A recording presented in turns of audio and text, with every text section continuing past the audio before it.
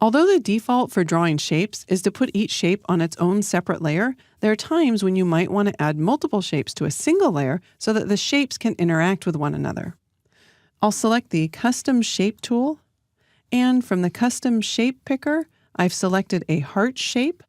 I've chosen red as my foreground color with no stroke, and I'll click and drag out in my image area in order to draw this heart. Now, if I were to click and drag another shape by default, it would appear on its own shape layer. Instead, I'm going to change the path alignment option to combine shapes. Now, when I click and drag out the second shape, we can see on the Layers panel that they're both on the same layer.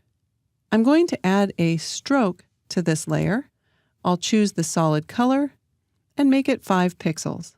As long as the shapes aren't overlapping, it will stroke each one independently. But if I switch to the Path Selection tool and click and drag the shape on the right on top of the shape on the left, we can see that where those paths overlap, Photoshop is treating these two shapes as if they're one. I'll use the keyboard shortcut Command-H in order to hide the edges so that we can see that a little better. And then to show edges, I'll use Command-H again. If I change the path alignment options to subtract from shape, then the front shape, or the shape that I drew second, will be subtracted from the shape in back. Using the Path Selection tool, I'll reposition the second heart, and we can see that it cuts a hole through the first one. If I change the path alignment options to intersect the shape areas, and then I reposition the second heart downwards, we can see that the only area that's revealed is where those two shapes intersect.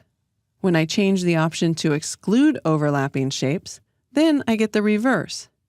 Now, if you're seeing something different on your screen, it's probably because of the order in which you drew the shapes. If you ever need to change the shape stacking order, you can select the shape and then choose either bring the shape to the front or forward, back or to the back. When you reposition the stacking order, the way that the shapes combine can differ.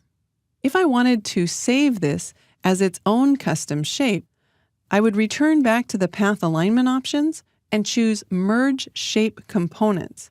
That combines this into a single shape. And if I thought that I was going to want to use this shape again, I could choose Edit and then Define Custom Shape. I would give the shape a name, click OK, and that adds the custom shape to my shape library. So when I select my Custom Shape tool, we can see if we scroll down, there's the new shape that we just created. So that's how you modify and combine multiple shapes, as well as define your own custom shape in Photoshop.